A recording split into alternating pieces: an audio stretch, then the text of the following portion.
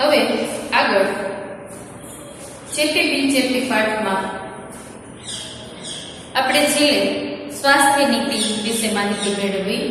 ત્યાર પછી હવે 8મો પોઈન્ટ છે રાષ્ટ્રીય સ્વાસ્થ્ય કાર્યક્રમોમાં વિદ્યાર્થી અને જન સમુદાયની ભૂમિકા. રાષ્ટ્રીય સ્વાસ્થ્ય કાર્યક્રમોમાં વિદ્યાર્થીઓ અને જન ભાગીદારીને જોડવામાં આવે તો આ કાર્યક્રમ સફળ થાય છે અને નિરોગી વાતાવરણ સર્જાય છે. લોક જાગૃતિ અને લોક પુરુષાર્થ આ રોગને નાથવામાં વિસ્ફોટક પરિબળ છે.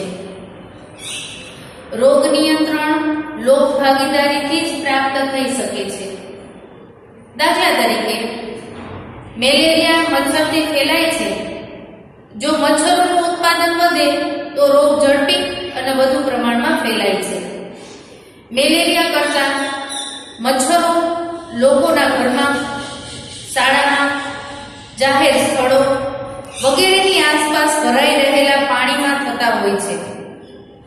મેલેરિયાના રોગચાળાને આગળ વધતો અટકાવવો હોય તો મેલેરિયાના વિષાણુને માણસ સુધી પહોંચાડતી કળી જેવા મચ્છરોનો નાશ કરવો પડે છે.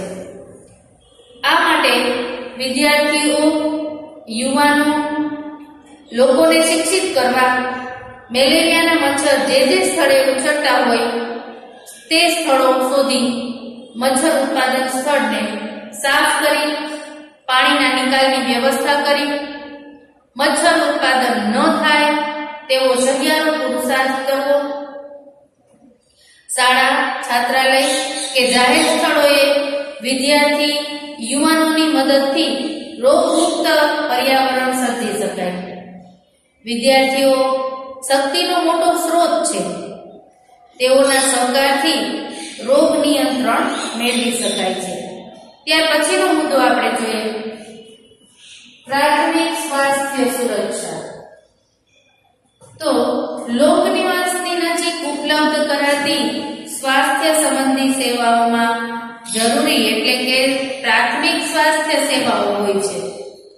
પ્રાથમિક સ્વાસ્થ્ય સુરક્ષા વ્યવસ્થામાં દેશમાં પ્રવર્તમાન વ્યાપક રોગોની સારવાર માટે નહીં, પરંતુ તે વિસ્તારના લોકોના સ્વાસ્થ્યનું રક્ષણ, સંવર્ધન, લોકોના અટકાવ અને નિયંત્રણ માટેની સર્વાંગી સેવાઓ પૂરી પાડવામાં આવે છે. રાષ્ટ્રીય કાર્યક્રમો આ પ્રાથમિક સ્વાસ્થ્ય સુરક્ષાના ભાગ છે. પ્રાથમિક સ્વાસ્થ્ય સુરક્ષા દેશમાં ઊભી કરાયેલી સ્વાસ્થ્ય સંરચના મારફતે પૂરી પાડવામાં આવે છે. સરકારે 108 કિલકિલાટ જેવી તાત્કાલિક સેવા પણ ઉપલબ્ધ કરાવેલ છે. ત્યાર પછીનો મુદ્દો છે ગ્રામીણ અને શહેરી ક્ષેત્રે સ્વાસ્થ્ય સંરચના. તો શહેરી વિસ્તારની સરખામણીએ ગ્રામીણ વિસ્તારમાં આરોગ્ય કે સ્વાસ્થ્યની સુવિધા ઓછી પ્રાપ્ત થાય છે. ખાસ કરીને ગ્રામીણ વિસ્તારમાં આરોગ્યની પાયાની સુવિધાઓ, તબીબો અને તજજ્ઞોની સંખ્યા, આરોગ્ય અને અસર કરતી સુવિધાઓ જેવી કે પીવાનું શુદ્ધ પાણી, ગટર સંડાસ વ્યવસ્થા, રોડ, વિદ્યુત, એમ્બ્યુલન્સ, વાહન વ્યવહાર, દવાઓ વગેરે શહેરની સરખામણીમાં ઓછા હોય છે. જેથી ગ્રામીણ સ્વાસ્થ્ય સુરક્ષાની સંરચના આરોગ્યની મૂળભૂત અને આરોગ્યને અસર કરતી સેવાઓ ઉપલબ્ધ કરવા સરકાર પ્રયત્નો કરે છે. પ્રાથમિક આરોગ્ય કેન્દ્ર આ સૂચનાનો એકમ છે. આશરે 30,000ની જનસંખ્યા વચ્ચે એક પ્રાથમિક આરોગ્ય કેન્દ્ર એક તબીબ અને ટીમ સાથે ઉપલબ્ધ કરવામાં આવે છે.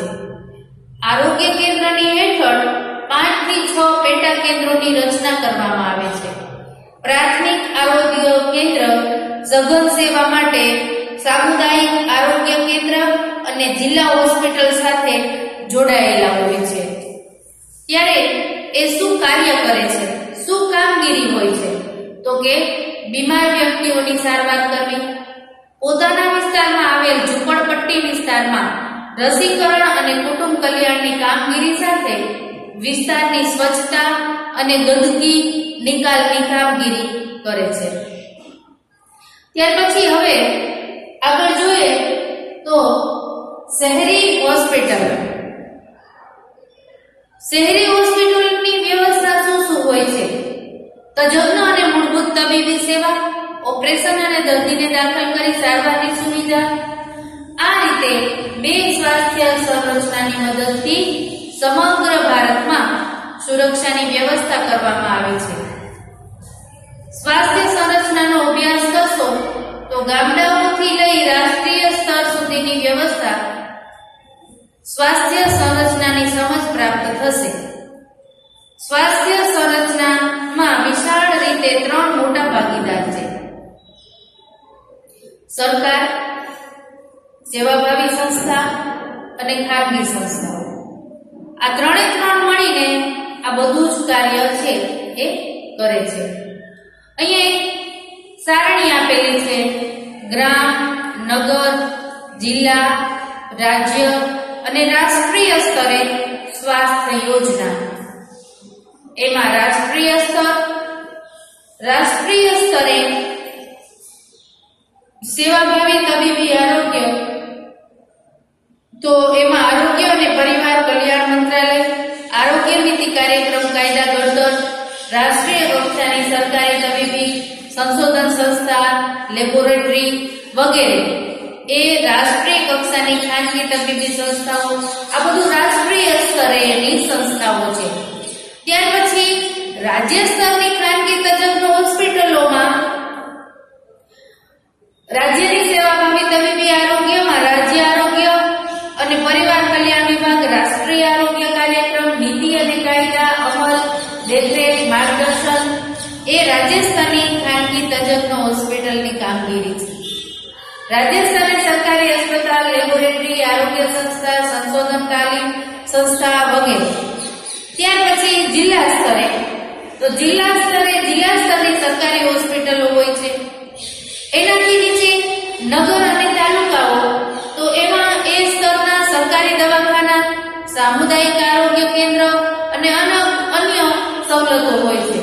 એનાથી નીચે મોટા ગામ, તો મોટા ગામના સ્તરના પ્રાથમિક આરોગ્ય કેન્દ્રો અને અન્ય આરોગ્ય સવલતોની સુવિધા હોય છે. નાના ગામડાના સ્તરે પેટા કેન્દ્રો અને આરોગ્ય કાર્યક્રમો, આંગણવાડી વગેરે આરોગ્ય સવલતોની એ સેવાભાવી આરોગ્ય સંસ્થાઓ તરફથી પણ થતું હોય છે. ત્યાર પછી આપણે આ પાઠ પૂર્ણ થયા પછી આ પાઠના સ્વાધ્યાયના પ્રશ્નોત્તર છે એ સ્વાધ્યાય પોથી હોય તો સ્વાધ્યાય પોથીમાં પૂર્ણ કરવાના રહેશે. ન હોય તો સેટ મોડમાં આ સ્વાધ્યાયના પ્રશ્નોત્તર છે 5મા પાઠના એ પૂર્ણ કરવાના રહેશે. નમસ્કાર.